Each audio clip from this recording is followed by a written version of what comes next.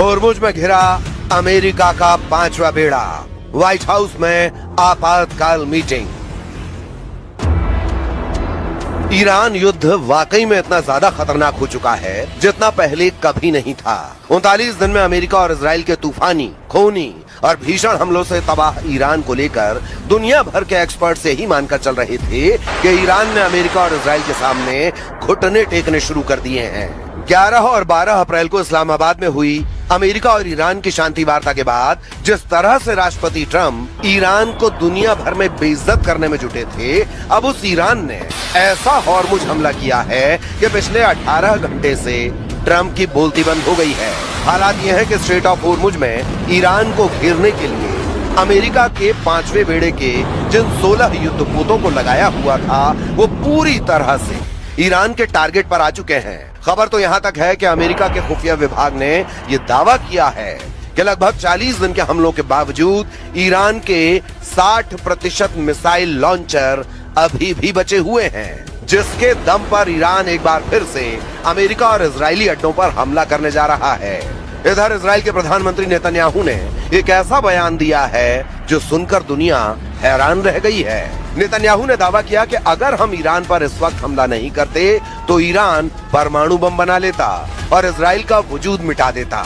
Netanyahu ने यह बताने की कोशिश की है कि ईरान बहुत ही खतरनाक तैयारी कर रहा था, इसीलिए उस पर हमला हुआ है। फिलहाल ईरान ने साफ कहा है कि हम होर्मुज और ईरान के परमाणु मुद्दों को लेकर अमेरिका से तब तक जंग कर सकते हैं जब तक कि हम अपने दुश्मनों को कड़वी हार नहीं दे देते। ईरान का होर्मुज हमला शुरू, घिर गया अमेरिका का 5वां बेड़ा।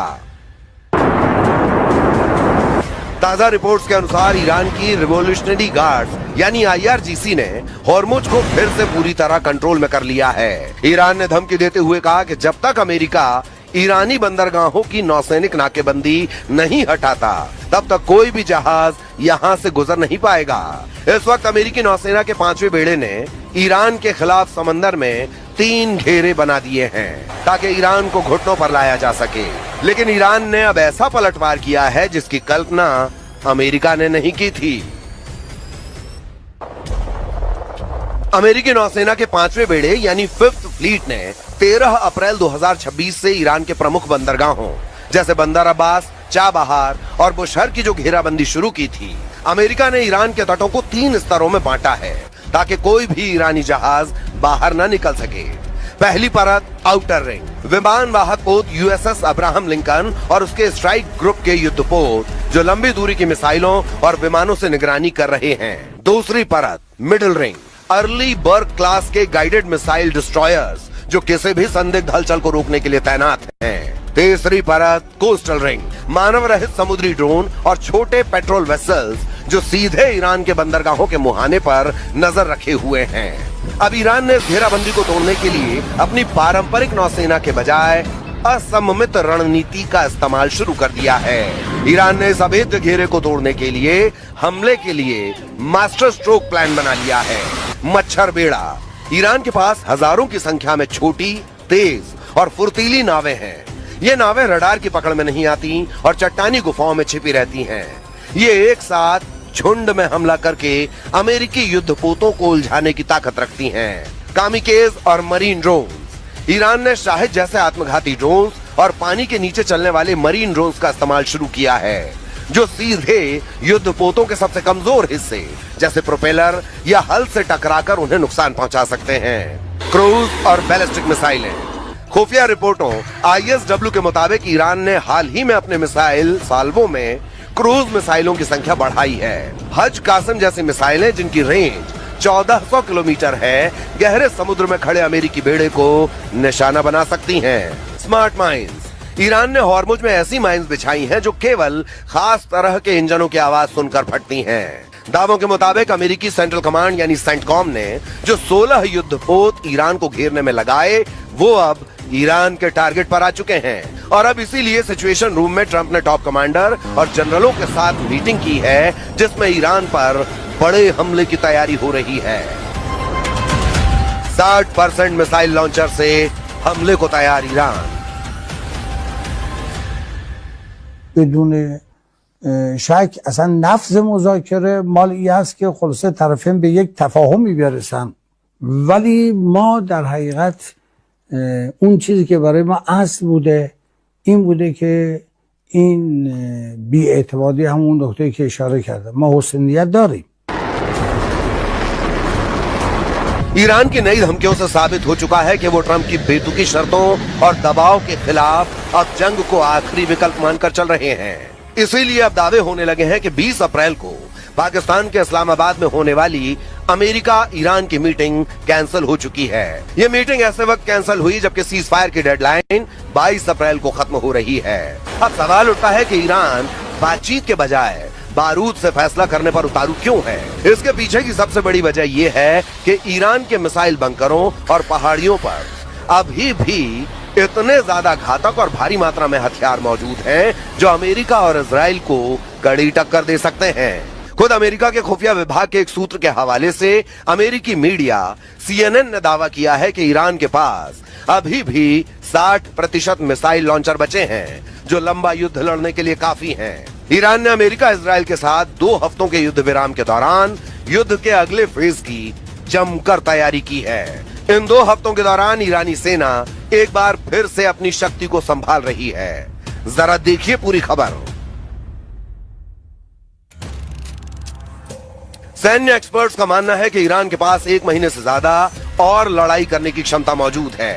हालांकि अधिकारियों का यह भी कहना है कि ईरान के हथियारों के जखीरे का सही आकार अभी भी साफ नहीं है। इंटेलिजेंस के आकलन से उसकी बची हुई क्षमताओं का सिर्फ मोटा मोटा अंदाजा ही मिलता है।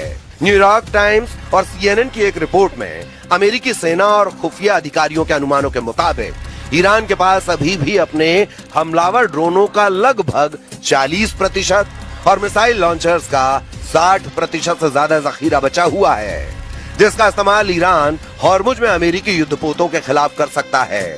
या फिर अगर युद्ध विराम के बाद फिर से तनाव भड़कता है तो इन हथियारों का इस्तेमाल किया जाएगा।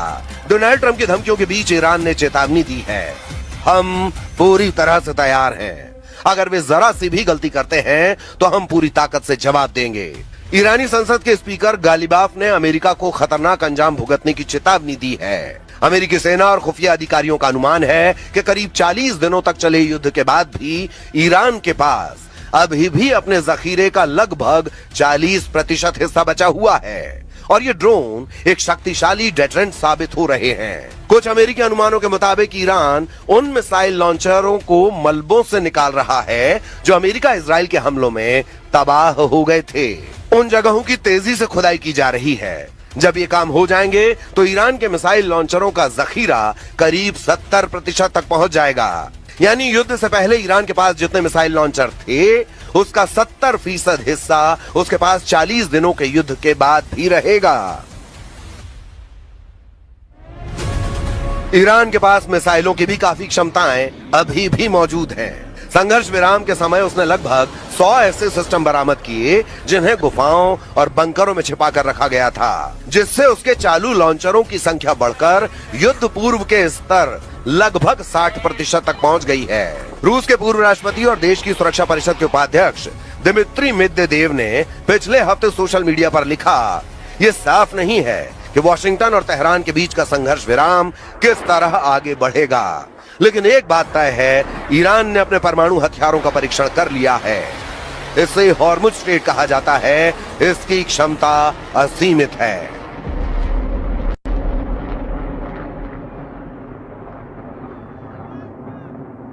باید اون رویکرد گفتگوی خودشون رو از یک جانب گری و روحیه‌ای که بخوان یه چیزی رو بر ما تحمیل بکنن از این دست بردارن و تجربه کردن که چنین چیزی اتفاق نمیفته. हॉर्मुज में लंबी जंग को तैयार ईरान, चीनी सैटेलाइट निशाना अमेरिकी अड्डे। जब से अमेरिका ने चारों तरफ से हॉर्मुज की नाकेबंदी की है, उसके बाद से ईरान ने रूस और चीन के साथ मिलकर ऐसी जंग की तैयारी कर ली है जो अमेरिका के लिए मौत का भंवर साबित हो सकता है। अमेरिका के साथ जंग में ईरान ने जितना खेला किया है उसमें चीनी सैटेलाइट का एक बहुत बड़ा हाथ सामने आया है। ईरान ने मौजूदा जंग के दौरान पूरे मिडिल ईस्ट में अमेरिका के सैन्य ठिकानों की पोजीशन को ट्रैक करने के लिए चीन के बने एक सैटेलाइट का इस्तेमाल किया है और इसे उसने पिछले साल चुपके से हासिल किया था।